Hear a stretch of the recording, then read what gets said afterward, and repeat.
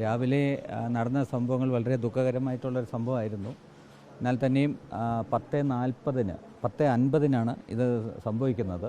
സംഭവിച്ച ഉടൻ തന്നെ ഇവിടുത്തെ അഡ്മിനിസ്ട്രേഷൻ മുഴുവനും ആ രക്ഷാപ്രവർത്തനത്തിലോട്ട് ഇറങ്ങിയായിരുന്നു. 11:03 ആകുമ്പോൾ ഫയർ ഫൈറ്റിങ്ങിൻ്റെ ആൾക്കാർ വന്നു. അതുപോലെ 11:15 ആകുമ്പോൾ വാസവൻ മിനിസ്റ്ററും അതിനുശേഷം ഉടൻ തന്നെ മിനിസ്റ്ററും വന്നായിരുന്നു. ഈ സംഭവം അറിഞ്ഞ ഉടൻ തന്നെ ഈ രക്ഷാപ്രവർത്തനത്തിന് ഓർഡർ ഇട്ടായിരുന്നു. എന്നിട്ട് ഇവിടെ തുടങ്ങുകയും ചെയ്ത് ഫയർ ഫൈറ്റിംഗ് 11:03 വന്നായിരുന്നു, 11:03. അത് കഴിഞ്ഞിട്ടാണ് നമ്മളിങ്ങനെ ഓരോ മുറികളിൽ നിന്ന് അകത്തുനിന്ന് തന്നെ ആൾക്കാരെ അതിൻ്റെ അകത്ത് പെട്ട 2 പേരെ ഉടനെ മാറ്റിയായിരുന്നു.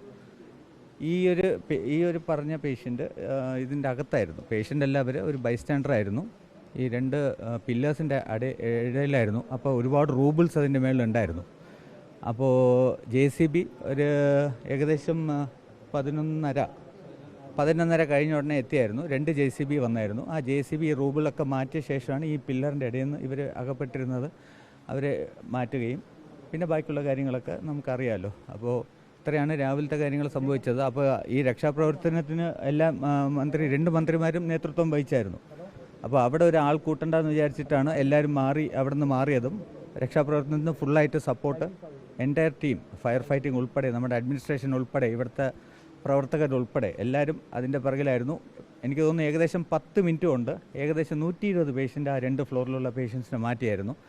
330 പേഷ്യൻസാണ് ഇപ്പോൾ മൊത്തത്തിൽ ഈ ബ്ലോക്കിലേക്ക് മാറ്റിയിട്ടുള്ളത്.